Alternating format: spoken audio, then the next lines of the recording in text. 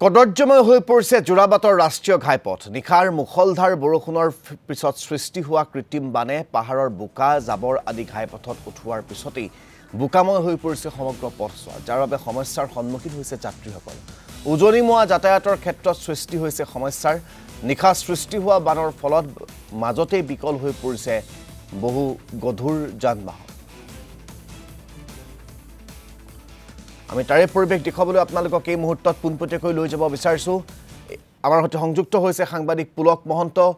পুলক ইতিমধ্যে কালিৰ দিনটোত জিজাক মুখলধাৰ বৰষুণ আহিছিল সেই বৰষুণে যোৰাবাটত কেনেকুৱা পৰিবেশৰ সৃষ্টি কৰিছিল হিয়া সকলোৱে দেখিছে আমি নতুনকৈ কোৱাৰ প্ৰয়োজন নাই কিন্তু তাৰ পিছৰ যেটো পৰিবেশ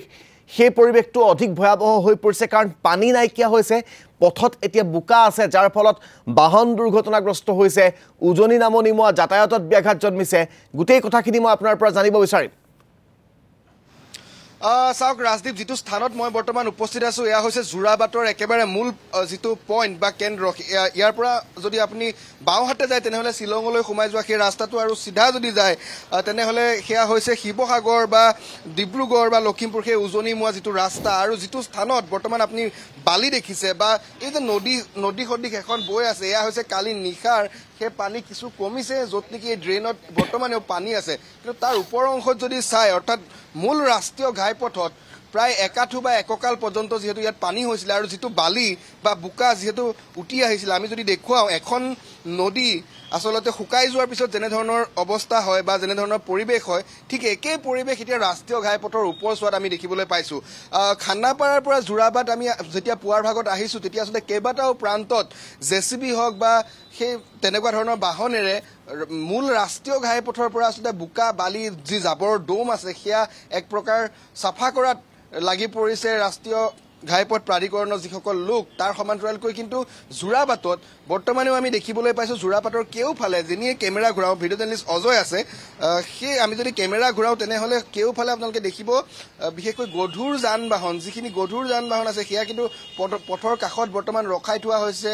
সেয়া লাগিলে ট্ৰাক হওক বা আন বাহন সেইসমূহ যাবলৈ দিয়া হোৱা নাই আনহাতে জেচিবি বা সেই বুলডোজাৰ সহায়ত এই মুহূৰ্তত সাফা কৰি থকা হৈছে পথৰ সেই বুকা বালি যিসমূহ লেতেৰা কদৰ্যময় পৰিবেশ ইয়াত হৈছিলে বিশেষকৈ উঠি আহিছিলে পানীৰ লগত সেই বুকাসমূহ কিন্তু এতিয়া সাফা কৰিবলৈ এক প্ৰকাৰ এনে ধৰণে পুৱাৰ ভাগৰ পৰা যথেষ্ট তৎপৰ হৈছে কাৰণ সময় বাগৰাৰ লগে লগে উজনিমোৱা যিসমূহ বাহন সেইসমূহৰ সংখ্যা বাঢ়িব পুৱাৰ ভাগত কালি নিখাৰ ভাগতো যথেষ্ট বাহন আবদ্ধ হৈ আছিল সেই আবদ্ধ হৈ থকা বাহনসমূহ পথৰ এটা অংশ খুলি দিয়া হৈছে আৰু সেই অংশটোৱেদি আসলতে বহুখিনি বাহন ইতিমধ্যে পাৰ হৈ গৈছে কিন্তু দিনৰ ভাগত যিখিনি সচৰাচৰ বাহন চলাচল কৰে সেই বাহনসমূহ যাতে যাব পাৰে তাৰ বাবে কিন্তু এই মুহূৰ্তত যুদ্ধকালীন এক পৰিবেশ সৃষ্টি হৈছে ইয়াত যাৰ বাবে তেওঁলোকে তেনে ধৰণৰ পদক্ষেপ হাতত লৈছে কেইবাখনো জেচিবি আসলতে সহায়ত পথৰ বাকি থকা অংশত যি বালি আছে বুকা আছে বা যিসমূহ লেতেৰা কদৰ্যময় আছে সেইসমূহ সাফা কৰিবলৈ ব্যৱস্থা কৰিছে আমি যদি দেখুৱাও এয়া হৈছে ৰাষ্ট্ৰীয় ঘাইপথ ইয়াৰ পৰা প্ৰায় আপোনালোকে যদি চাই এহাত বা এহাততকৈ বেছি হ'ব যি বালি বা বুকাৰ যিটো পৰিমাণ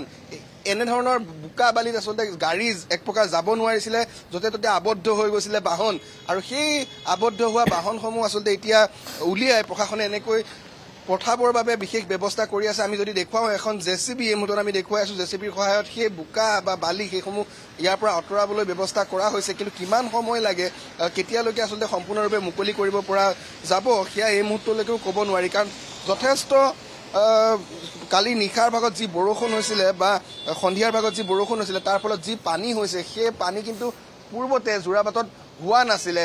ভয়ংকৰ এক পৰিবেশৰ সৃষ্টি হৈছিলে কালি সেই সন্ধিয়া ভাগৰ পৰা আমাৰ স্থানীয় সংবাদদাতা গৰাকী আছে মই তেওঁৰ কাষলৈ আহিম কাৰণ কালি নিখাৰ ভাগত তেওঁ যেহেতু বাতৰি সম্প্ৰচাৰ কৰিছে বা বিভিন্ন সেই পৰিবেশসমূহ আমাক খবৰ দিছে আমি তেওঁৰ পৰা কিছু কথা জানিবলৈ যত্ন কৰিম এক ভয়াবহ পৰিবেশ পৰিস্থিতি কালি সৃষ্টি হৈছিলে বিশেষকৈ সন্ধিয়াৰ ভাগৰ পৰা সেই নিখাৰ ভাগলৈ বৰ্তমানেও আমি দেখিছো এআঁঠুতকৈ বেছি এতিয়াও মূল ৰাষ্ট্ৰীয় ঘাইপথৰ ওপৰত আসলে বালি বা বুকা আমি দেখিবলৈ পাইছো বহু দূৰণিবতীয়া বাহন আছে এতিয়াও আবদ্ধ হৈ আছে বিশেষকৈ আমি যদি কওঁ ট্ৰাকৰ কথা বা তেনে ধৰণৰ বাহনৰ কথা গধুৰ বাহনসমূহ এতিয়াও যাবলৈ দিয়া হোৱা নাই কেতিয়া মানলৈ গোটেই সম্পূৰ্ণ পথছোৱা চাফা হ'ব বা এই যোৱাকালি যি মুখলধাৰ বৰষুণৰ ফলত এই যোৰাবাটত আদি কৰি 9 মাইল 10 মাইল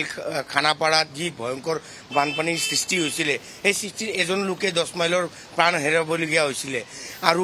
যোৰাবাটত এই প্ৰথম বানপানী নহয় যোৱাকালি যি বানপানী হৈছিলে এই ভয়ংকৰ বানপানী আছিলে বহু লোকৰ ঘৰত পানী সোমাইছিলে তেওঁলোকে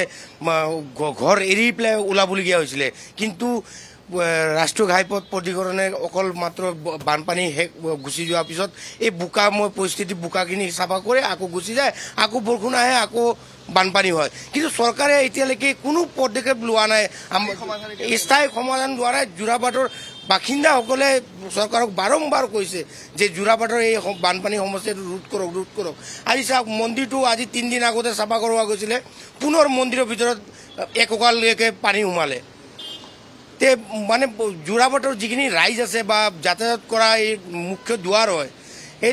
তেওঁলোকেতো কষ্ট পাই যোৰাবাট বাকী ৰাইজেও কষ্ট পায় কালি নাও চলাবলগীয়া হ'ল যিসকল লোক হোটেলত আবদ্ধ আছিলে এই লোকসকলৰ নাৱেদি পেলাই ওলাবলগীয়া হ'ল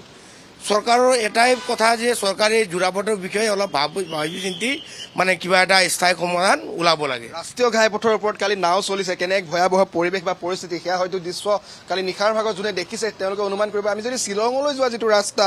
সেই মেঘালয়লৈ যোৱা পথছোৱা যদি দেখুৱাওঁ এই মুহূৰ্তত ভিডিঅ' জাৰ্নেলিষ্ট অজয় দেখুৱাব এতিয়াও আচলতে বোকা এক প্ৰকাৰ আছে আৰু যিসমূহ গধুৰ যান বাহন সেইসমূহ কিছু দূৰ আগলৈ গৈ সেই বাহনসমূহ আচলতে ৰখাই দিয়া হৈছে আগলৈ যাবলৈ দিয়া হোৱা নাই কাৰণ এতিয়াও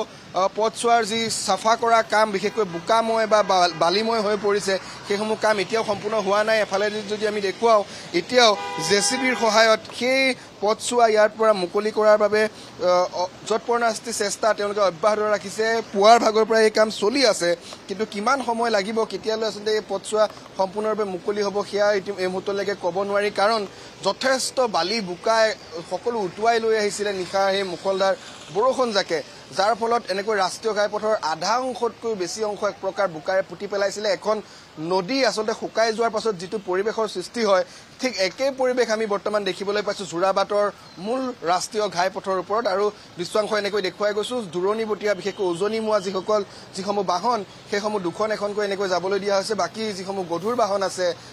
সেয়া লাগিলে 8 চকীয়া 10 চকীয়া বা 12 চকীয়া 16 চকীয়া সেইসমূহ বাহন কিন্তু এই মুহূৰ্ততো প্ৰশাসনৰ তৰফৰ পৰা যাবলৈ দিয়া হোৱা নাই যেতিয়া পথছোৱা সম্পূৰ্ণকৈ মুকলি হ'ব তাৰ পিছতে হয়তো সেইসমূহ বাহন যাবলৈ দিব কিন্তু নিশ্চয়কৈ পুলক মহন্ত আপোনাক এই মুহূৰ্তত ধন্যবাদ জ্ঞাপন কৰিছোঁ